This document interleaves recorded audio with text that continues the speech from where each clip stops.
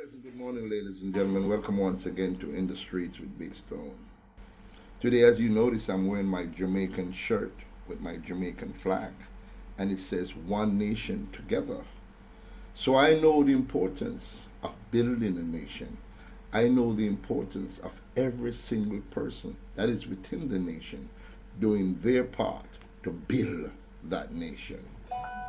Now, Dr. Omar made a statement a few days ago, and he said if we're not careful, the Chinese will eventually own this country.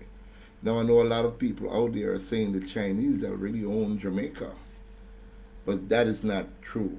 They own a lot of businesses, they own a lot of real estate, but they really do not own Jamaica as yet. Now, this topic that I'm about to discuss, ladies and gentlemen, I want everyone who participate to be respectful of the other person's comment and the reason why that person got to that comment.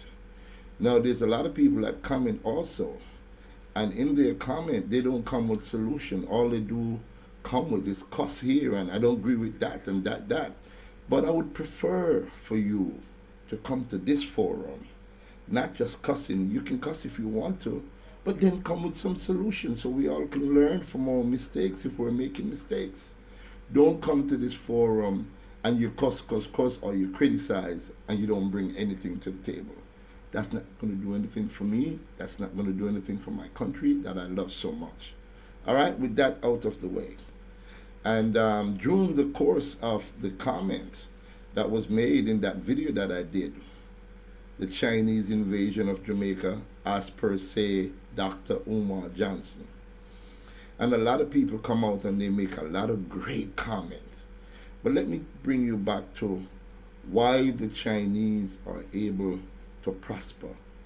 Other than the fact that they work very hard, I'm not going to take that away from them. Because I remember when I was a kid, if you walk into a Chinaman shop at 12 o'clock and you order 2 ounces, as little as 2 ounces of mackerel, he'll put his food aside, get up, push his hand in that mackerel barrel, get all salty, and sell you 2 ounces of mackerel.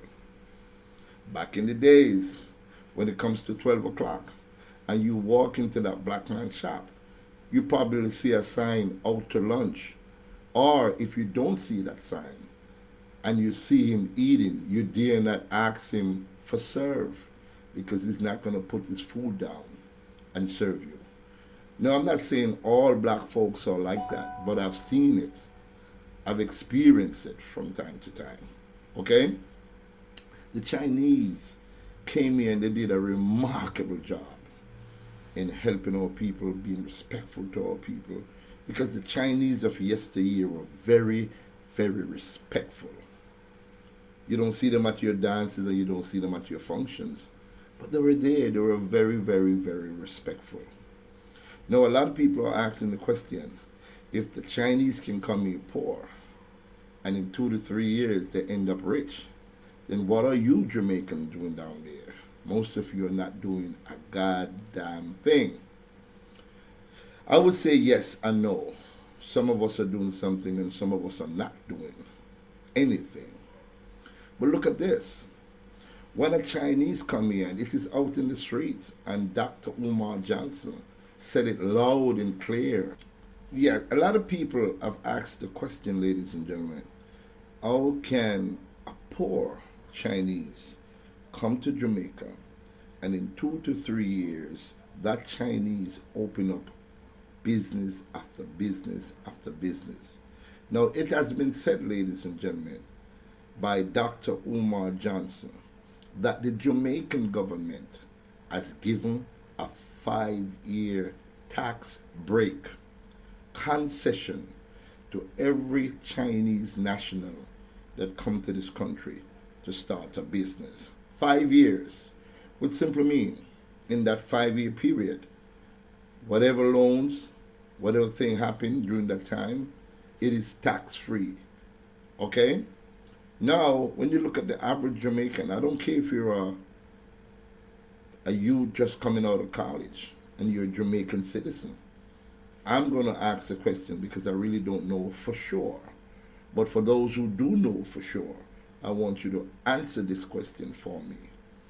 Do we as Jamaican, whether we're here or we're returning Jamaican, have that same privilege of a 5-year tax break if we want to go into business? Answer that question for me. Also, the Chinese Benevolent Society is a close-knit society that assists one another within the Chinese fraternity. So we as Jamaican now must learn how to assist each other. In 1957, Norman Washington Manley did something that was historical. And even though we did not have much trading power, but he was, and he said this historically, as the first country to sanction against the wicked apartheid system of South Africa. And that is why when Nelson Mandela was released, his very first international visit was Jamaica. He came to the Jamaican people because of the many artists, the Bob Marleys, the Peter Tosh, the Bonnie Wailers, see, the Burning Spear, the Dennis Brown, all the great revolutionary artists who helped to fight from little Jamaica this evil system of apartheid. And guess what? Because of our strength, we toppled apartheid. It might not be toppled in its entirety, because those who are still in power to all lands and all the wealth that they have stolen are still in possession of these lands and these wealth. But the reason why I use that 1957 situation with Norman Washington Manley, then Premier, was to show the Jamaican people that if you support your own business, and that is the problem that I have with a lot of us. If a black man open up a business in a community, and remember, this young black business does not have the financial power to buy in bulk. Neither does this young black business have the clout in these banking system to get loans so they can buy in bulk. Because ladies and gentlemen, if you buy half a bag of rice as a wholesaler, and for you to retail that, the amount of money you pay for that half a bag of rice, you would have saved a whole lot more if you had purchased 5 bags of rice, or 10 bags of rice, or 20 bags of rice.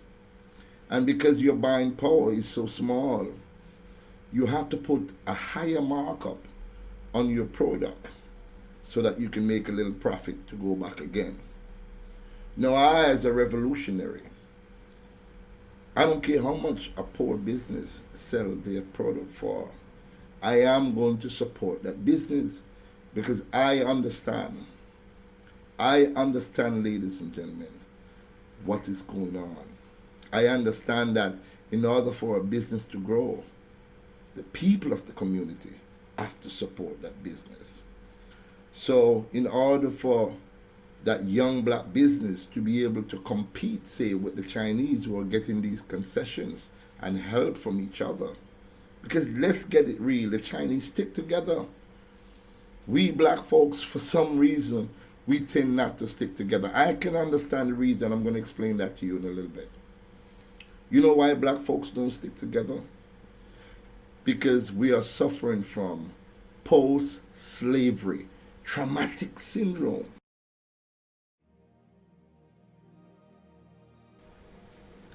The syndrome that was applied to us, this mechanism that was applied to us when they came to our country and they came bearing gifts. One of the gifts that they gave to us was the Bible. Yes, the Bible they gave to us. And then guess what? The guns come after. And then the whipping come after. So our people have suffered a great lot. And we're still suffering from that effect until this day. We don't love what we look like. We don't love our skin. We don't love our next door neighbor. We have no love because that was beaten out of us. And yet still, we support businesses that don't even care about us. Who is responsible for most of these bleaching chemicals that come into the island? I'm not going to call no name, it's obvious, ladies and gentlemen. These bleaching products are illegal, and yet still they come in very cheap into the island. And when we bleach our skin, when our black brothers and sisters bleach our skin, we're telling our ancestors that the way they died was in vain. They didn't die for us. We did not continue, or we are not capable of continuing the great legacy, say, of a Nanny after Maroon, of a Paul Bogle, of a Sam Sharp, of a Marcus Garvey. They don't even want to teach Marcus Garvey in the schools. The reason why they don't want to teach Marcus Garvey in the school because they don't want you to be educated. They don't want you to be wise. They don't want you to wise up. They want you to be stupid so they can manangle you and take advantage of you. So this is what my solution is. It's going to sound harsh to a lot of people. But guess what? I don't care if it sounds harsh to a lot of people. What I'm speaking in is the God-given truth. The almighty truth I speak. We need to start supporting each other. Even if the store that you're buying from is selling things a little bit more expensive than those other stores, buy from that store. Support that store, because if you buy from that store and support that business, eventually that business will be able to grow. And I'm also saying this to our young businesses. Develop a work etiquette. Develop a respect etiquette for your clients. Because remember, once that person have their money in their own pocket, they can go just about anywhere and spend their money. So you as a black-owned business must create this friendly atmosphere and this strategy so that you can pull your customers, respect them. And if you can give them their money's worth, try your ever best not to make this enormous profit. Make a small profit and turn over your business, a small profit and turn over your business. The Chinese are able to do it because they have friends. The Chinese Benevolent Society is their friend. Each Chinaman is a friend of the next Chinaman. They don't have to know each other to be friends. So you see this mindset that we are on. I know my people. I know you're suffering. I know the reason why you're suffering. And that is why I'm doing this forum, because I want to teach or educate as much as I possibly can, so that my people can understand the predicament and the plight that they're in. We are a great set of people. We are kings and queens of Africa. You hear what I'm saying? We are kings and queens of Africa. Our ancestors were kings and queens. Our ancestors were kings and queens of Africa. So if our ancestors were kings and queens of Africa, you know what that makes you automatically? You're a prince or a princess. So Jamaica, we don't have to fight physically. Let's fight spiritually. Let's fight monetarily. Where your money is spent is very important to you. The only way we can get somebody to respect you is to withhold that dollar.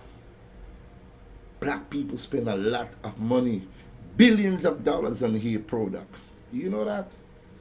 Those horse hair and donkey hair and cow hair that you wear, manufactured cheaply, coming to you cheaply. I've heard sisters talking about, wow, oh, we can go to town and with $500 we can get a top, a bottom, shoes, and still have $100 to pay me taxi fare come home. What you're getting is a mass-produced product with no value. They won't last more than a day or two, because if you wash them, they'll just disappear. Yes, if you wash them, they'll just disappear in the wash. Cheap and clean. So get out of that cheap and clean mentality and start supporting your own businesses. And I bet if you start to buy black, spend black, party black, then eventually we can come out of this mess that we're in. Jamaica, another thing that is crippling us is this wanton behavior of a get even kind of thing. Somebody do you something and you're quick to retaliate because child, me I forget even, me better than him. Me have more gun than him, me wickeder than him. I have to step away from that. Me know it's hard, you know, because remember me tell you post-slavery traumatic syndrome, ladies and gentlemen. It is a serious thing and it still affects a lot of us today. So in order for us to win, we have to defeat that. We have to get that monkey off our back. You know, one of the great things that we can do to help to get that monkey off our back, and I'm going to do it. I'm going to change my name. I'm going to get back to my African identity. Because when you're given names, names come with a particular reason. Did you know that? Did you know that when you're given a name in Africa, it has a specific reason as to your destiny? The name that you have on your back now is given to downtrodden you, and you'll never be able to realize who you are. So not until you get rid of that name. Don't spread that disease from one generation to the next generation, to the next generation, to the next generation. Nip it in the bud. Change your name. You can go down to the office and you can change your name by deed poll. You can call yourself whatever you want. Don't be forced to carry a name that was whipped into you. What is your name, boy? Kunta Kente. Whip. What is your name, boy? Kunta Kente. Whip. What is your name, boy? Kunta Kente. Whip. What is your name? Eventually, with pain, with tears in his eyes, giving up his God-given right, his reply is, my name is Toby. Ladies and gentlemen, fellow Jamaicans, the Chinese have every right to do what they have to do to survive. We cannot take that from them. We cannot go out and cuss a Chinaman who sets up a business. We cannot do that because he's providing a service.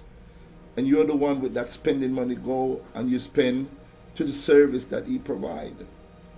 It is you must support your own black business. It is you must put your shoulders to the wheel, as Paul Bogle says. It is you that must get your back from off the wall, as Marcus Garvey said, because your back is way into the wall. And buy black. Buy black. Support your own Jamaican business. Support your own people. And if you support your own people, then guess what? Everybody else will have to scamper. Kind of business that they have for them. Jamaica, anyone who comment on this video, if you're not coming with solution to this problem, you're not welcome. If you're just coming to cuss, then you can't anger me, because if you notice, a lot of people, they might say derogatory thing, and I still give them thumbs up and I big them up, because my thing is not to fight with you. I'm not into that. Other vloggers do that, and they get a high of fighting with people who take time out to watch their video. They fight with these people. I'm not one of those vloggers. You'll never get Big Stone to fight with you.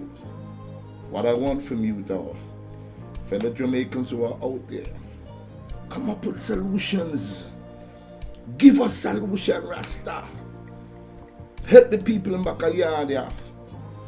Come home and start your business. We understand the crime is high, but still come home and start your business. We're working on that crime thing. We're going to get it together. But Jamaica, I love you. This is my country. This is your country.